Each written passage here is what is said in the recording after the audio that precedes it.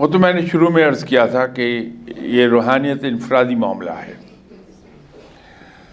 ہر آدمی کی روح پر ڈپینڈ کرتا ہے، ہر آدمی کی روح کی کیمسٹری مختلف ہے، ہر آدمی کی روحانی کیفیات ایک دوسرے سے مختلف ہیں۔ وہ مرشد فیصلہ کرتا ہے، روحانیت کی اس کے اندر جو پہلے سے شاگرد کے پاس پائی جا رہی ہے اس پر بیس کر کے وہ فیصلہ کرے گا کہ اس کو کیسے میں نے ہینڈل کرنا ہے، کیا دینا ہے، کیا نہیں دینا۔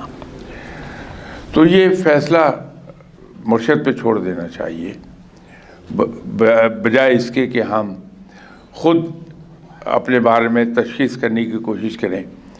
اپنے بارے میں تشخیص تو خود ڈاکٹر بھی نہیں کر پاتا، ڈاکٹر بھی اپنا علاج خود نہیں کر پاتا، تو ہم کیا کر پائیں گے؟